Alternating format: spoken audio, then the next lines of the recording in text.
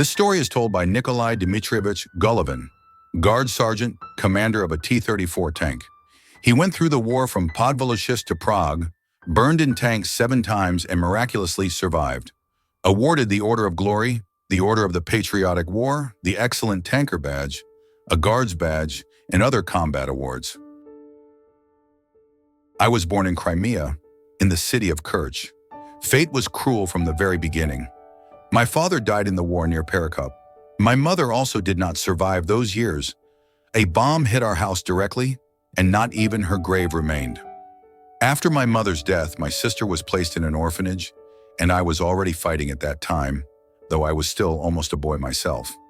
So from early childhood, I was left an orphan, without a family or a home, and from an early age, I got used to facing death. After the war, I finished school, completing 2 senior grades. But before the war itself, back in 1940, I managed to study at a vocational school. There I also did an internship at the Voiko factory. When the war began, the school, along with us, was evacuated to the Urals, to the city of Sarov.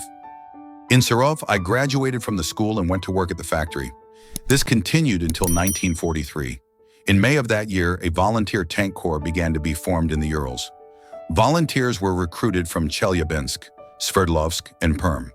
The 4 of us gathered, discussed, and decided, we are going as volunteers. A tank seemed something great, powerful to us. I remembered how Uncle Mitya, my mother's sister's husband, a major general, would visit in a beautiful black uniform. He would sometimes ask, will you be tankers? And we would all say in one voice, we will. So it happened that, having a deferment, we could have avoided going to the front, but we chose war. At the military enlistment office, we were met by a commission, and 3 of our company were immediately rejected. 2 young, physically weak. I was also refused. My height was only 1.69 meters with a cap. But I stubbornly declared that I wanted to be a tanker. A military man, apparently recovering from the front, asked me, and you want to be a tanker? I answered firmly, yes, I do, and I will. Then I remembered my uncle, General Kravchenko, and said that he was my relative. He was surprised. So I fought under his command. After that conversation, I was nevertheless sent for training. In Sverdlovsk, I spent 3 months training as a gun commander. We had a real T-34 turret with a cannon in front of us. We crawled inside, studying everything down to the smallest detail. First, we learned the names and design, then the firing began. I shot accurately without missing. It was just a pity that we were rarely allowed to shoot. Meanwhile, the mechanics were trained in driving the tank. We lived harshly. We were fed poorly. Borscht was just water. Wake up early in the morning, drill running. If you dally and are the last one, you will be punished by mopping the floors. I was assigned to the Chelyabinsk Volunteer Tank Brigade. We received new tanks, boarded a train, and went to the First Ukrainian Front. My first baptism of fire happened near Podvolochisk. There I burned in a tank for the first time. A shell hit us directly. The entire crew died, and only I remained alive. I remember the impact was so strong that the tank stopped and caught fire. I jumped out, as taught, downwind to hide behind the smoke. A pistol in my hands. I came face to face with a German. A huge redhead, an automatic rifle around his neck, hands reaching out to me. He wanted to take me prisoner, but I shot him in the chest and dashed away. My good fortune was that before the battle, Company Commander Mudryak gave me the pistol of a killed lieutenant. Kolka, you're a good shot, take it. And I managed to reload it. I was so scared then. When our machine gunners approached the spot, I was trembling all over. I tried to explain what happened, but I was as white as a sheet. They took me to the kitchen, let me calm down, and then again, into battle. After that first battle, I had to change crews many times. I ended up in Alexandrov's tank when its gun commander was wounded. With that crew, we took Lviv. Then Alexandrov himself was killed. I don't even remember the next commander. So much changed. My 4th commander was Nagev. That's how I went through 7 tanks. My last commander was Volodya Polagenki. He was a good man, a true comrade in arms. He managed to destroy 11 enemy tanks and remained alive. But then death finally caught up with him. War spared no one. Thousands of people died, and each new battle took away those with whom you had shared bread and bullets just yesterday. I burned for the second time when we ran into a tiger. It began to shell us from a distance. A solid shot hit below, killing the radio operator and loader. I already had experience. I knew I had to jump quickly, otherwise the tank could explode, and then the turret would be blown 50 meters away and the road wheels 200 meters. I leaped out, running as if scalded, just to avoid the flying shrapnel. Tigers were a formidable force. They could hit from 2 kilometers, while we had to get within 400 meters to penetrate their armor. Sometimes I didn't even understand where the shot came from until our tank was already hit. But soon we were issued new guns, 80 mm Zaz cannons, and then things went differently. I remember near Zlochov, at close range, we struck down a tiger, and for the first time, I felt that we had a real chance to counter these monsters. I always preferred to go second behind the platoon commander. The one who went first was usually burned in the first minutes of battle. Gradually, I started to look at everything with indifference. Each offensive meant new losses, and it seemed inevitable that I too would eventually be killed. In one of the battles, I happened to be the driver mechanic. It was such a heavy task. The effort on the lever reached 32 kilograms. After the attack, I simply collapsed from exhaustion. Fortunately, I was soon returned to my position, gun commander, where I felt more confident. Near Manilovka, we ran into a crowd of Germans. I fired a burst from the machine gun, all 63 rounds, and the loader immediately followed with fragmentation shells. The shells landed right in the thick of it, and the Germans scattered. Company Commander Mudriak, who had climbed out of the hatch, fired his pistol alongside me. But suddenly, one of the fleeing men turned around and cut him down with an automatic burst. That's how I lost another commander. War left no choice. A battalion might have 21 tanks, but after a couple of attacks, only 1 or 2 would remain. Even if it was the last tank, we still had to go into battle. Battles lasted for weeks, and then for months we would sit without equipment, waiting for reinforcements. I remember once only 12 men were left from an entire battalion. The party organizer asked, "Will you be communists?" We replied, "We will." And then it was back to battle, back under fire. Near Lviv, the war showed its other, no less terrible face. We encountered not only Germans but also Banderites. At first they kept their distance, but then at night they plundered our convoy. Later an old man ran to us begging for help. Bandits had attacked the village, killing everyone. The commander ordered 3 tanks to move out. Each tank carried 12 submachine gunners. When we approached the village, machine gun fire met us from the flank. We responded with a cannon shot, breaking through their nest. We burst into the village, killed the attackers. The rest fled into the forest. The submachine gunners caught a teenager with a rifle. He justified himself by saying he was shooting at Moskals. I looked at him and thought, I'm 18 years old, I'm liberating his land, and he's ready to kill me just because I'm Russian. The angry submachine gunners didn't bother with ceremony. He was laid down right next to the tank. I remembered a woman with 2 children. She said there was no escape from the bandits. They would come at night, take food, and threaten death. They tormented their own no less than strangers. It was near Lviv that my tank was hit again. We ran into a panther in ambush. Our machine gunners warned us in time, and we approached from another side.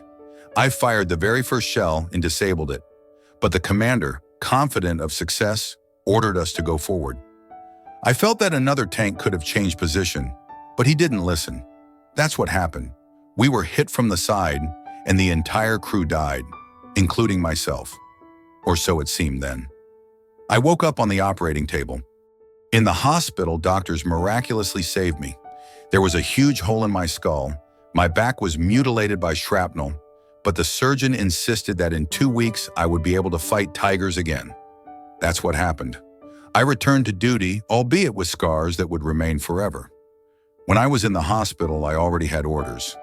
Glory, Order of the Patriotic War, the badge, Excellent Tanker, and the Guards badge. It seemed that life was held in me only by a miracle, but as soon as I got back on my feet, I returned to duty. In the spring of 1945, we, the Chelyabinsk residents, were given a new tank, the Komsomolets. This was already my 7th tank. I told the battalion commander, Perhaps I am too expensive for our government. He just waved his hand. Don't worry, there are hundreds of them here. Soon we were thrown at Prague. The Germans resisted desperately there, but we moved through the mountains quickly, reaching the city in just a couple of days. Goncharenko's crew was the first to reach the bridge, but their tank was hit by a German 4. The commander died, the rest were wounded. We burst in after, set fire to the German vehicles, and the machine gunners finished off the infantry. The Czechs greeted us like no one ever had. They shouted "Nazdar," showered us with flowers, climbed onto the tanks, and helped us drive them through the streets. After long years of blood and fire, it was like a dream to see that someone was happy about our arrival, that someone considered us liberators. My last tank, the Komsomolets, turned out to be the most combat-ready. On it, I knocked out 11 German vehicles. Various ones, not just Tigers. Once I even accidentally destroyed a King Tiger. It was in the forest, the road was narrow, nowhere to turn around.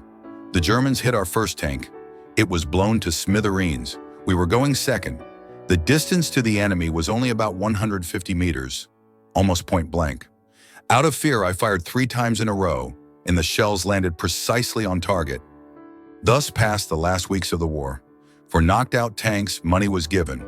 For a Tiger, 2,500 rubles, 800 each for the gun commander and tank commander, 400 for the mechanic, 200 for the radio operator. By the end of the war, I had accumulated 48,000. I didn't even know that these amounts were being deposited into an account. And we met victory in Prague. On May 10th, I turned on the radio and heard the message about the surrender. I told Volodya, "Victory." He replied, "What a victory, Kolenka." At that moment, everything inside me turned upside down. So much pain and death were left behind, and now finally the end of this hell. After the war, life changed, but the memory of the battles did not let go. At veteran meetings, I had the chance to sit at the controls of a tank again. One of the officers offered, "Well, Grandpa, here's a 72-ton machine for you. Drive it." I sat down and drove it, as if years had not passed. Then they let me shoot. I missed with the first shell, because it was a cumulative munition, which we didn't have during the war. With the second, I hit the target precisely. We laughed about it, and I thought, if we had such tanks then, I would have knocked out not 11, but 50. We dismantled both German and captured American vehicles. German tanks were comfortable inside, spacious, beautiful. The Tiger was impressive, and after the war, I even had the chance to shoot from one when it survived at the station. American Shermans, however, seemed soft and vulnerable. I remember when we entered Germany, the residents were angry, not expecting the Russians to come to their homes. One episode stuck in my memory. The platoon commander went into a house and didn't return. We started searching. A German woman sat in the room with a child, and under the sofa, we found the body of our commander. She had stabbed him. Such were their women.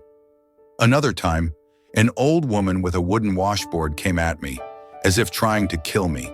I barely fended her off. We saw their camps, Majdanek, thin prisoners behind barbed wire. After that, our anger towards the Germans only grew stronger. There were also times when we took hundreds of prisoners. Near Berlin, I gathered 157 people in the forest, lined them up, and sent them to sit on a tank. German tankers later confessed, "I shot at you from a Tiger," and I replied, "And I at you from a T-34. Thus, already disabled, we spoke to each other, understanding that fate had decided otherwise. The encounter with the Americans was difficult. They came with their headlights on from the German side, and we mistook them for enemies. I hit a Sherman head-on, and it disintegrated like paper. Then we chased them along the highway for about 15 kilometers. I lived through the war from the first battle to victory itself, went through fire and death, lost friends, burned in tanks, and miraculously stayed alive. I had orders, dozens of knocked-out vehicles, the 7th tank, which became my last, and memories that I carry to this day. After all I've seen, I can say one thing. The enemy was strong, the Germans were good fighters, but what they did in the camps and villages is impossible to forget. Therefore, when I hear young people say that it would have been better if the Germans had won, everything in me boils over. These people don't know what death, hunger, camps are like, and what price victory came at. I wish veterans good health. And to the young, study, remember the exploits of your grandfathers, and always use your head before speaking nonsense. After all, we fought not for glory or money, but so that you could live. And if today someone says otherwise, it means he never understood what real war is.